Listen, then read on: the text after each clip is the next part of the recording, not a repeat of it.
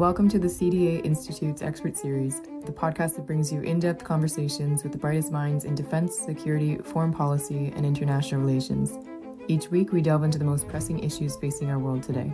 In today's episode, recorded on December 11th, 2023, we are joined by Dr. Angela Stent to discuss the legacy and impact of the Cold War on contemporary Russian foreign policy under President Vladimir Putin, how Putin frames his war in Ukraine in the context of restoring Russia's former great power status, how historic and ongoing tensions between Russia and the West and NATO feature in Russian narratives, and what implications the 2024 US presidential elections may have for Putin's ambitions.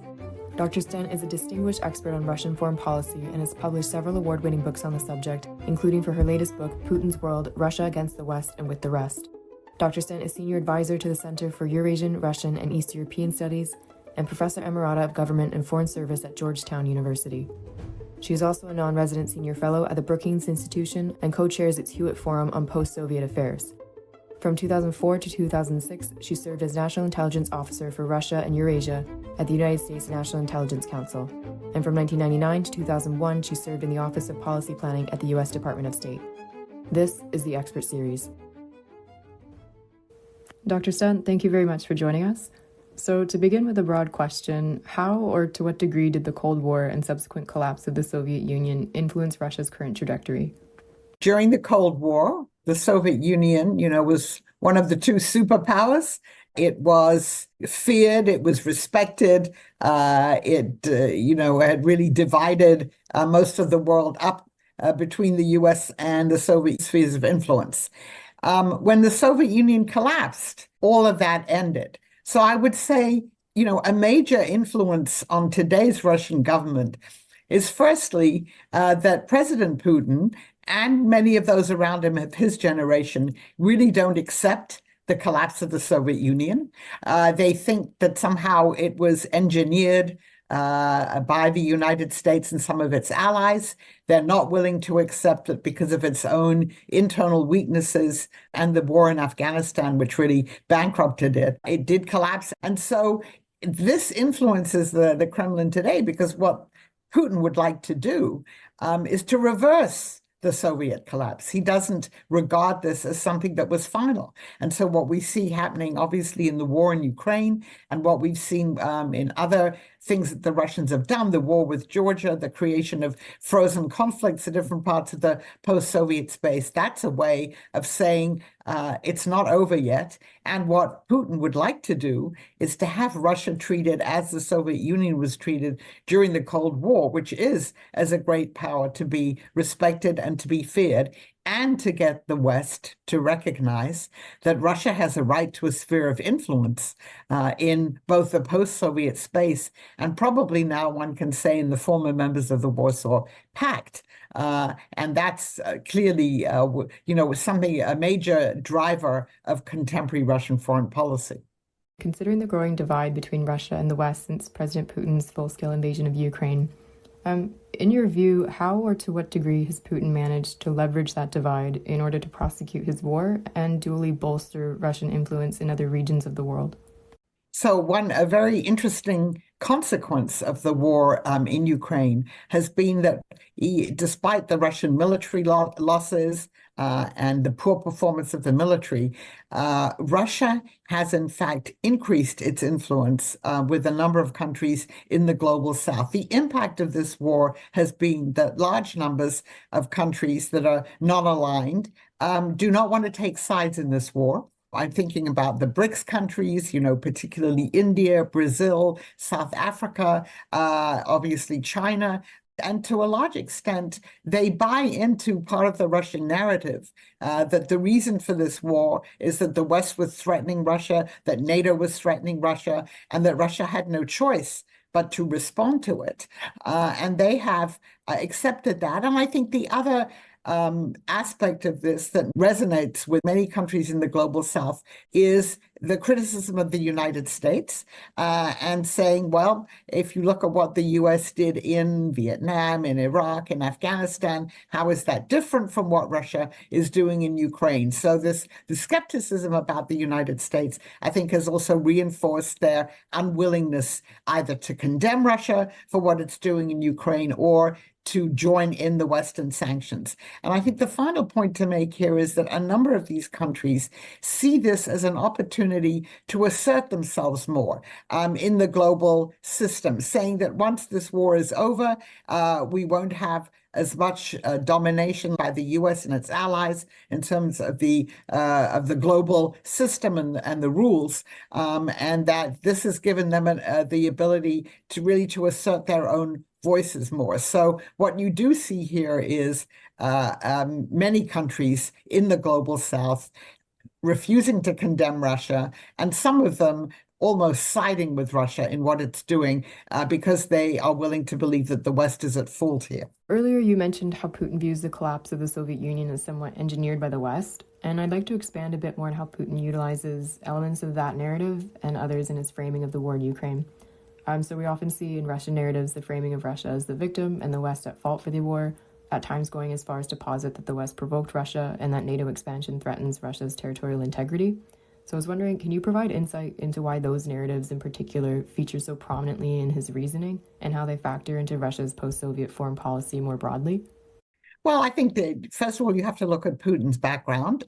He was a KGB case officer in East Germany. So his way of looking at the world, as he himself said in the interviews that were made with him when he became president in 2000, NATO was the main enemy. So that's obviously part of his view, his worldview is to see NATO as the enemy. Now, having said that, he didn't really object that much when NATO enlarged to take in 2004, to take in a large number of countries, including the 3 Baltic states.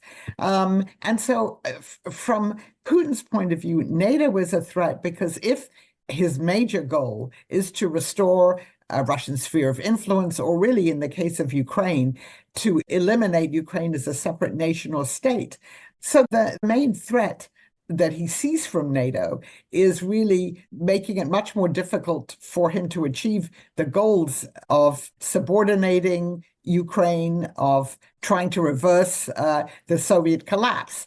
So, if Ukraine had been a member of NATO, Russia would not have invaded it, because until now we see that Putin respects, if a country's a member of NATO, so far Russia hasn't attacked them. So that's the threat of NATO. I'm sure that he doesn't believe, and none of his colleagues believe, that NATO, has designs on Russian territory itself. But the demonization of NATO falls on fertile ears in Russia. The propaganda is very successful. He's managed to persuade, a majority of Russians who remain in Russia since the war began that NATO is a threat to them.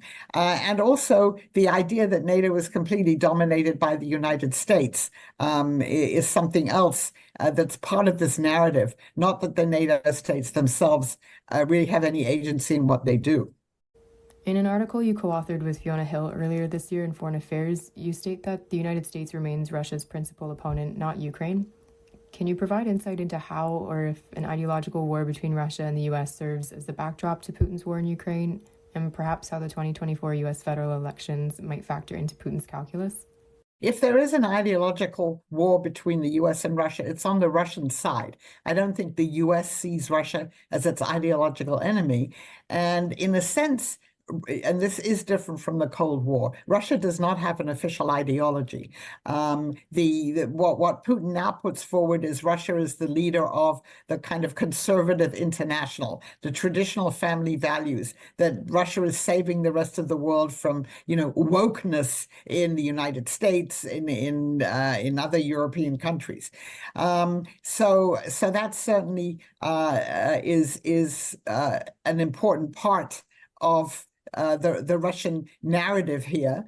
And Putin, I think, has convinced himself that, in fact, Russia is at war with NATO/the United States, and that Ukraine is just one part of that, whereas the United States certainly doesn't see itself as at war with Russia.